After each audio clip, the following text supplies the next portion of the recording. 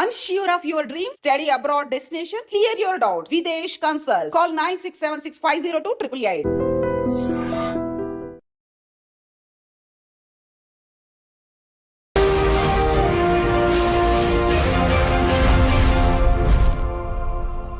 నమస్తే, welcome to I dream social spotlight with Kavitha.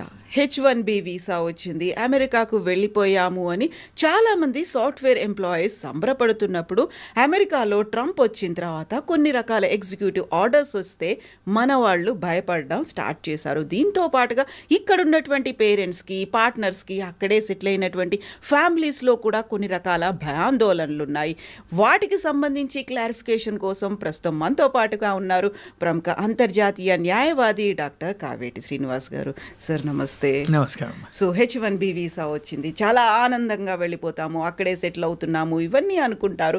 But సడన్గా Trump వచ్చిన తర్వాత వచ్చినటువంటి ఎగ్జిక్యూటివ్ ఆర్డర్స్ ఒకసారి మా కళలు, మా ఆశలు అన్నీ పోయాయే, డిస్ట్రాయ్ అయిపోయాయి అనేటువంటి ఒక ఫీల్లో ఉన్నారు కదా. యాక్చువల్గా ఏం జరుగుతుంది, వాళ్ళని ఎలా అవేర్ చేయాలి, ఎడ్యుకేట్ చేయాలంటారు? ఫస్ట్ ఆఫ్ ఆల్ మనం అర్థం చేసుకోవాల్సింది ఏంటంటే H1B వర్కర్స్ వీళ్ళందరూ నాన్ ఇమిగ్రెంట్ వర్కర్స్. వాళ్ళకు మొదటిసారి 3 years వస్తుంది H1B, మళ్ళీ సెకండ్ ఎక్స్టెన్షన్ ఒక 3 సంవత్సరాలు వస్తుంది. టోటల్గా 6 years అండి. ఇప్పుడు ఈ 6 years లోపల కంపెనీ వాళ్ళు, ఎంప్లాయర్స్ వాళ్ళ గ్రీన్ కార్డ్ స్పాన్సర్ చేయాలి. ఇక్కడ ఏంటంటే మనకు కోటా సిస్టమ్ అనేది ఉంది. ఎందుకంటే 70 to 80% మళ్ళీ టెక్నాలజీ వర్కర్స్ అంతా మళ్ళీ మనం ఇండియన్సే. మళ్ళీ అక్కడికి వచ్చి ఎంఎస్ చేసిన వాళ్ళు, లేకపోతే ఇక్కడి నుంచి H1లో చేసుకొని వచ్చిన వాళ్ళు, మన ఎంప్లాయర్స్ కూడా, సాఫ్ట్వేర్ కన్సల్టింగ్ కంపెనీస్ వాళ్ళు కూడా 82% మన వాళ్ళే రన్ చేస్తారు. సో ఏదన్నా ఎగ్జిక్యూటివ్ ఆర్డర్ వచ్చినా, ఏదైనా మార్పులు చేర్పులు ఇమిగ్రేషన్ లాలో వచ్చినా మన ఇండియన్స్కు, మన H1B వర్కర్స్కే ఎఫెక్ట్ అవుతాయి.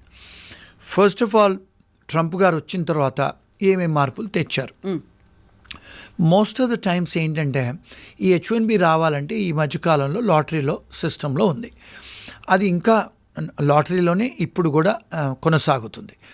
రెండోది ఏం చేశారంటే, ఆయన ట్రంప్ వచ్చిన తర్వాత ఆయన అంతకుముందు ఆయన అంటే ఎలక్షన్స్లో గెలవకముందు మనం కూడా ఆస్ట్రేలియా, ఇంగ్లాండు, న్యూజిలాండ్ వేరే కంట్రీస్ లాగా మెరిటోరియస్ సిస్టమ్ తెచ్చుకుందాం. మనం కూడా ఎవరిని పడితే వాళ్ళని తీసుకురావద్దు, మనం కూడా గ్రీన్ కార్డులు ఎవరైతే హైలీ ఎడ్యుకేటెడ్ పీపుల్ ఉంటారో మెరిట్ బేస్డ్ సిస్టము, లేకపోతే వాళ్ళు హై ఇన్కమ్ పీపుల్ అంటే టాప్ ప్రొఫెషనల్స్ని మనం అమెరికాకు తెద్దాము, మన అమెరికన్ ఇమిగ్రేషన్లో కొంత మార్పులు చేర్పులు చేసుకుందామని చెప్పి అన్నారు వారు. ఆ నినాదంతోనే వారు గెలిచారు. ఒకటి. రెండోది ఏంటంటే, వారు వచ్చిన తర్వాత ఏం చేశారంటే, అంటే ఎవరైతే హై శాలరీ పే చేసే వాళ్ళకే H1 చేయండి, ఎవరైతే హై ఎడ్యుకేటెడ్ ఉన్న వాళ్ళకి చేయండి అని తెచ్చారు. రెండోది ఏంటంటే, ఇప్పుడు అక్కడికి వచ్చిన తర్వాత చాలామంది ఎంప్లాయీస్ ఇప్పుడు ఇక్కడి నుంచి ఎవరైతే వస్తారు కదండి, చాలామంది కొంతమంది నాట్ క్వాలిఫైడ్ పీపుల్ వస్తారు. అంటే వాళ్ళకు బేసికల్గా ఇంగ్లీష్ కూడా సరిగా రాదు, కొన్నిసార్లు ఐటీ స్కిల్స్ కూడా లేని వాళ్ళు వస్తారు. అక్కడికి వచ్చి డబ్బులు ఇచ్చి ఏదో H1 చేయించుకుంటారు. చాలామంది వచ్చి కంపెనీస్ పెట్టేసి వాళ్ళు కొన్ని అవకతవకలు చేస్తూ ఉంటారు. షెల్ కంపెనీలు చేస్తారు, అక్కడ జాబ్ ఉండదు, జాబ్ ఉన్నట్టు క్రియేట్ చేస్తారు. ఇలాంటివి చాలా జరుగుతున్నాయండి. అంటే నేను ఒకవేళ ఇది చెప్తే చాలామంది ఐటీ కంపెనీ ఓనర్లకు వాళ్ళకు సంతోషంగా ఉండరు. సో ఏం చేస్తున్నారంటే, ఆయన ఏం చేశానంటే, ఆడిట్ చేయండి అంటే I-9 ఎన్ఫోర్స్మెంట్ చేయండి.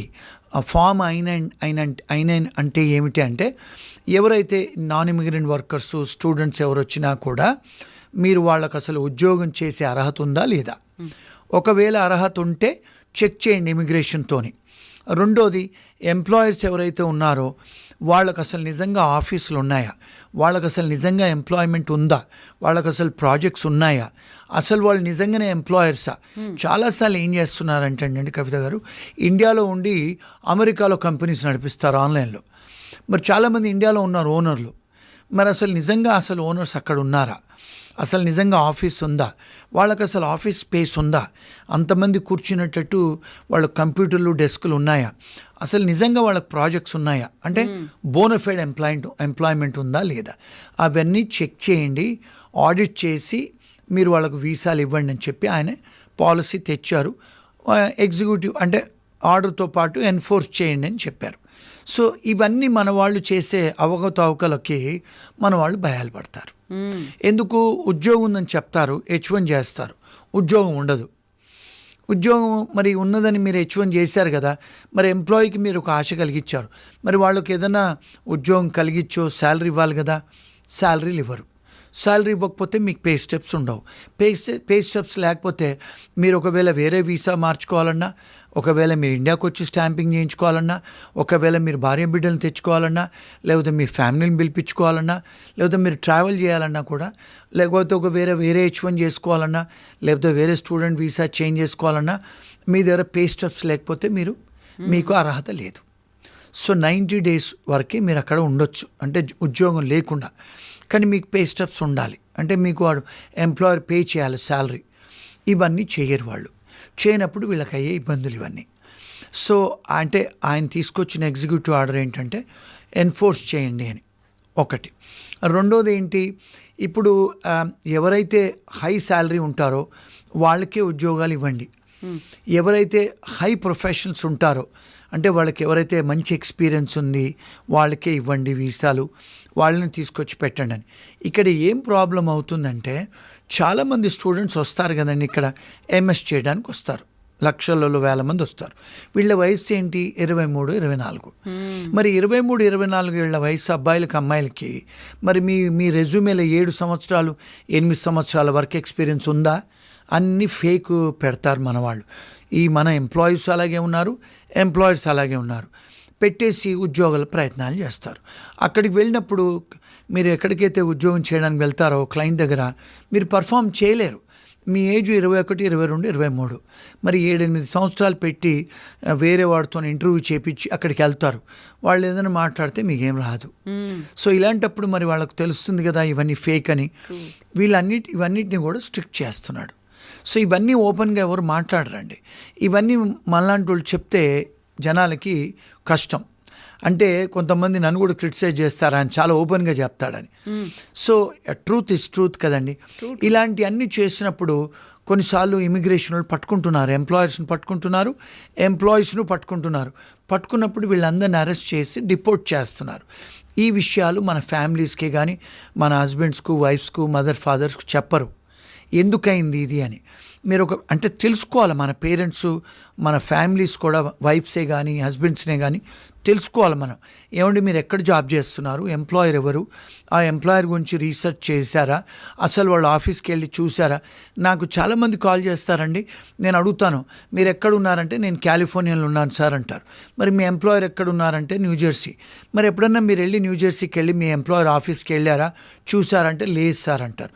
ఎందుకంటే నేను కాలిఫోర్నియాలో ఉన్నాను. మరి మీకు ఎంప్లాయర్ ఎలా తెలుసు అంటే ఫోన్లో, ఆన్లైన్లో. మరి అసలు వాడికి ఆఫీసే లేదు అక్కడ. ఫోన్ నంబర్, న్యూజెర్సీ అడ్రస్ ఉంటుంది, న్యూజెర్సీ ఫోన్ నంబర్ ఉంటుంది. ఆ మనిషి ఎక్కడో విజయవాడలో, గుడివాడలో, హైదరాబాద్లో కూర్చొని రన్ చేస్తుంటాడు. ఫోను ఇండియన్ టైమింగ్లో ఎత్తుతాడు, ఫోను అమెరికన్ టైమింగ్లో ఎత్తాడు. మరి నేను అడుగుతాను, మరి మీకు ఎలా తెలుసు, మీరు ఏమైనా రీసెర్చ్ చేశారా? తెలియదు, చేయలేదు. మరి ఇబ్బందులే కదా. H1కు డబ్బులు ఇస్తారు వీళ్ళు, ఇవ్వకూడదు బై లా. H1 చేయించుకుంటారు. H1 అయిన తర్వాత ఉద్యోగం ఉండదు అక్కడ ఉద్యోగం ఉండదు, పేరోల్ ఉండదు. మళ్ళీ 2-3 నెలలు 4 నెలలు అయిన తర్వాత వాడు ఎంప్లాయరు ఆన్సర్ ఇవ్వడు. సో ఇవన్నీ ఇబ్బందులు అయిన తర్వాత లాయర్ల చుట్టూ తిరుగుతారు. మేము ఏం చేయగలుగుతామండి అప్పుడు? సో మేము అడిగిన క్వశ్చన్స్కి ఆన్సర్స్ ఉండవు. So this is the repeated mistakes. అందరూ ఎంప్లాయర్స్ కూడా చేసే మిస్టేక్స్. సో ఇవన్నీ మనం జాగ్రత్తలు తీసుకునేటట్టయితే మనకి ఇబ్బందులు జరగవు. బై లా ఇవన్నీ మనం చూసుకునేటట్టు. ఇంకొకటి కూడా ఎంప్లాయీస్కి ఎక్కడ ప్రాబ్లం అవుతుందంటే, ఈ ఎంప్లాయర్స్ ఈ మధ్యకాలంలో చాలామంది బ్లాక్ లిస్టెడ్ ఎంప్లాయర్స్ ఉన్నారండి. అది డిపార్ట్మెంట్ ఆఫ్ లేబర్ వెబ్సైట్లో కూడా పెట్టున్నాయి. Even immigration and custom enforcement వెబ్సైట్లో కూడా ఆ ఎంప్లాయర్ డీటెయిల్స్ ఉన్నాయి. అవి ఫస్ట్ చెక్ చేసుకోవాలి మనం. రెండోది, మనకు డిపార్ట్మెంట్ ఆఫ్ స్టేట్ అని ఎక్కడైతే ఇండియాలో మనకు కంపెనీస్ రిజిస్ట్రేషన్ ROC అని ఉంటుంది, రిజిస్ట్రేషన్ ఆఫ్ కంపెనీస్ అని. ఎవరైనా కంపెనీస్ గురించి మనం ఆన్లైన్కి వెళ్ళి రీసెర్చ్ చేసుకోవచ్చు. అదేవిధంగా కూడా మీరు అమెరికాలో కూడా రీసెర్చ్ చేసుకొని అసలు ఈ కంపెనీస్ ఎప్పుడు రిజిస్టర్ అయ్యాయి, అసలు వీళ్ళకు ట్యాక్స్ రిటర్న్స్ ఉన్నాయా, అసలు ఓనర్ ఎవరు, ఓనర్ గ్రీన్ కార్డ్ హోల్డరా, సిటిజనా, లేకపోతే ఇండియాలో కూర్చొని రన్ చేస్తున్నాడా, లేకపోతే ఒక స్టూడెంట్ కంపెనీ పెట్టి నడిపిస్తున్నాడా, ఒక H1B మ్యాన్ కంపెనీ పెట్టి నడిపిస్తున్నాడా, ఇవన్నీ రీసెర్చ్ చేసుకోవాలండి. ఎంటైర్ డీటెయిల్స్ ఉంటాయి, ఆన్లైన్లో ఉంటాయి అన్నీ.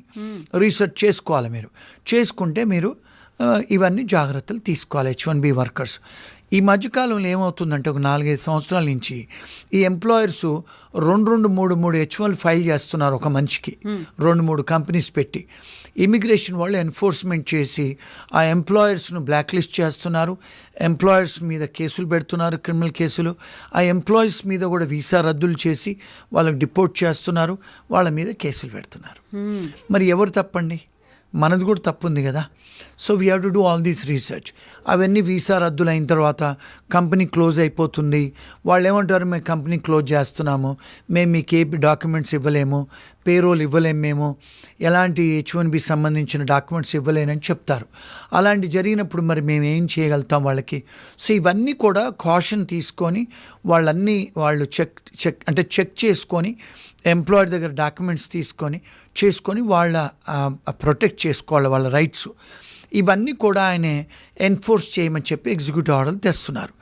మరి ఆయన దగ్గర అడ్వైజర్స్ ఇస్తున్నారు, మన ఇండియన్సే ఆయన దగ్గర అడ్వైజర్స్ ఇస్తున్నారు, ఆయన అలాంటి పాలసీస్తో వస్తున్నారు.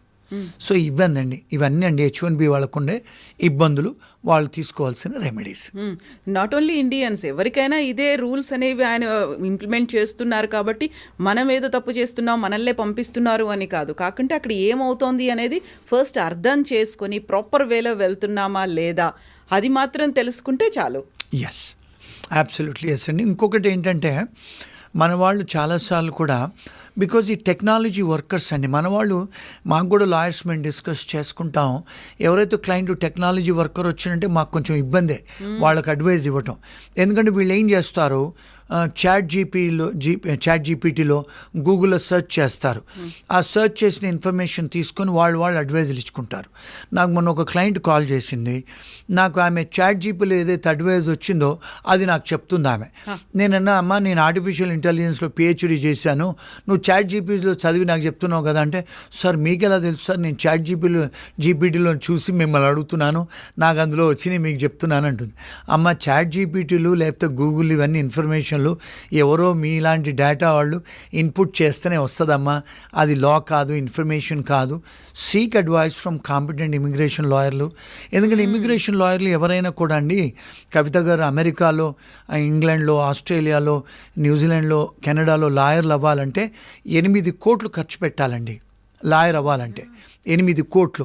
మళ్ళీ అంటే మీకు 97-98% మీకు స్కూల్లో కాలేజీలలో మీకు 97-98% ఉంటేనే స్కోరింగ్ ఉంటేనే మీకు లా స్కూళ్ళల్లో స్కూల్ అడ్మిషన్ దొరుకుద్దండి.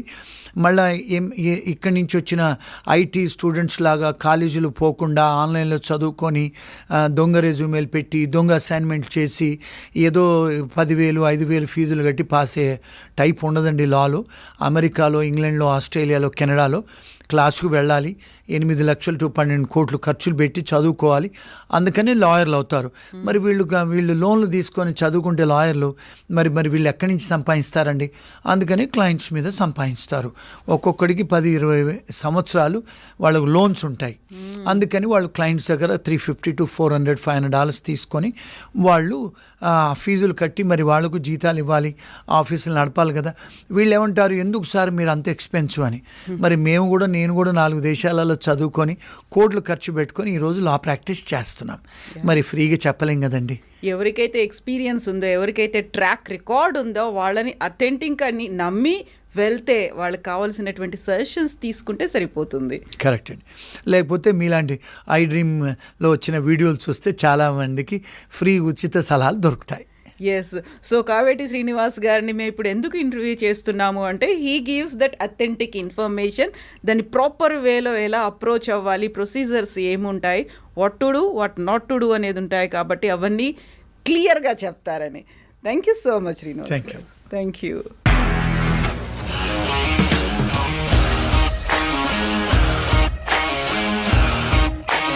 ఇండస్ట్రీలో కమిట్మెంట్ ఇష్యూస్ వస్తే నీకు కూడా వచ్చినట్టు మార్నింగ్ తీసుకెళ్ళాలంటే కొద్ది పడేశాడు.